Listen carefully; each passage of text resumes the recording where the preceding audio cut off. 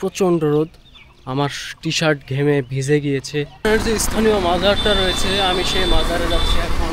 অনেক বড় একটা বট গাছ দেখতে পাচ্ছি।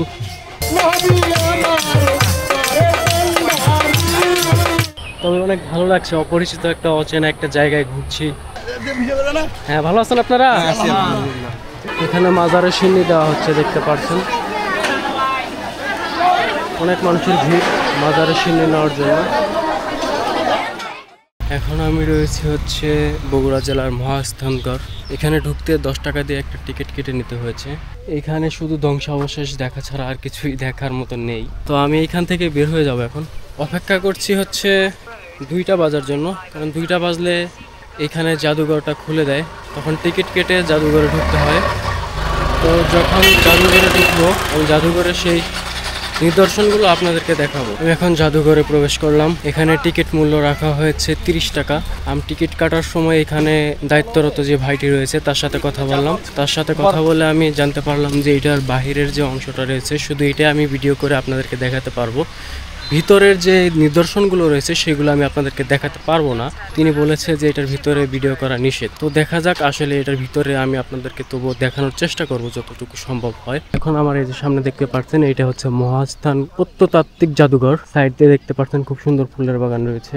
জাদুঘর থেকে বের হলাম, আর জাদুঘরে অনেক প্রাচীনতম জিনিস রয়েছে, যেখানে অনেক মূর্তি রয়েছে, আসবাবপত্র রয়েছে, আদিম যুগে যেইগুলো ব্যবহার করা হতো আর কি। খ্রিস্টীয় 1100 শতক, 1200 শতক, মানে অনেক প্রাচীনতম সকল ধরনের জিনিসই এখানে রয়েছে। বগুড়া শহর হতে 15 কিলোমিটার দূরে পুনর্বর্ধনের প্রশাসনিক কেন্দ্রবিন্দু ছিল এই মহাস্থানগড়। বর্তমানে এলাকাটি প্রত্নতত্ত্ব অধিদপ্তর কর্তৃক সংরক্ষিত।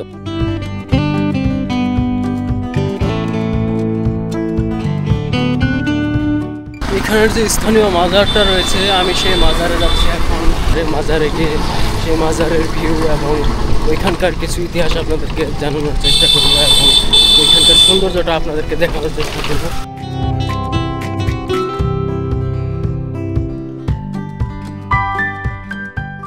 এখন আমি রিক্সা থেকে নেমে পড়েছি, একটু হেঁটে যাচ্ছি। সামনে হচ্ছে মাজার, যদিও অন্য একটা রাস্তা আছে, আমি এদিক দিয়ে উঠতেছি। এখানে গান বাজনা হচ্ছে। অনেক বড় একটা বট গাছ দেখতে পাচ্ছি। একদম অপরিচিত একটা জায়গায় একা একা ঘুরছি, ভালোই লাগছে। এটা হচ্ছে মাজার, পাশেই মাজার, কিন্তু এখানে গান বাজনা হচ্ছে যার জন্য এখানে আসলাম।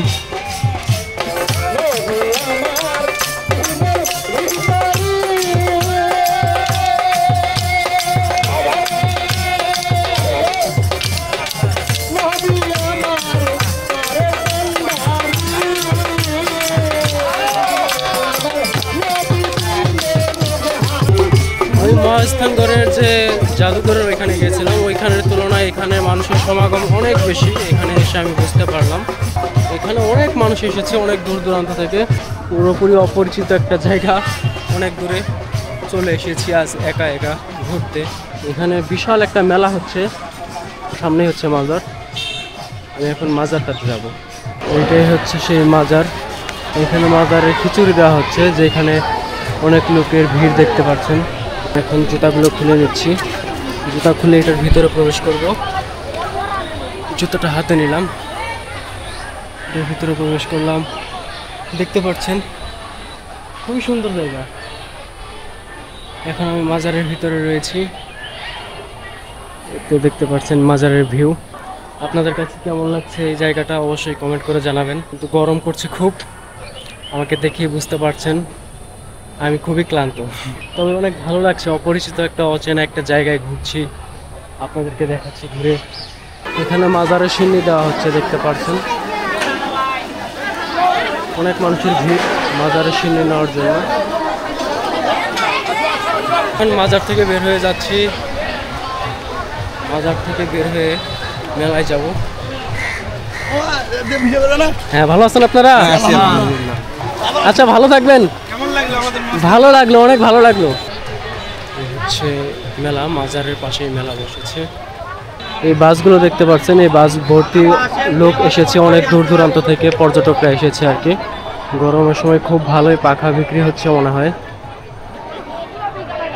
গরমের সময় পাখা খুবই একটি কাজের জিনিস। আর ভাজা পোড়া খাবার তো অবশ্যই থাকবে মেলায়। এখানে অনেক সুন্দর সুন্দর ক্যাপ রয়েছে দেখতে পাচ্ছি, অনেক সুন্দর সুন্দর ক্যাপের কালেকশন রয়েছে। তো এখানে কিছুক্ষণ ঘোরাঘুরি করলাম, অনেক গরম, এখান থেকে এখন চলে যাব। আমি আজকে যতটুকু সম্ভব দেখানোর চেষ্টা করেছি প্রাচীনতম এই মহাস্থানগড়টা আসলে কেমন। এই ছিল আমার আজকের ভিডিও। সবাই সুস্থ থাকবেন, ভালো থাকবেন। তো দেখা হবে পরবর্তী কোনো ভিডিওতে। টাটা।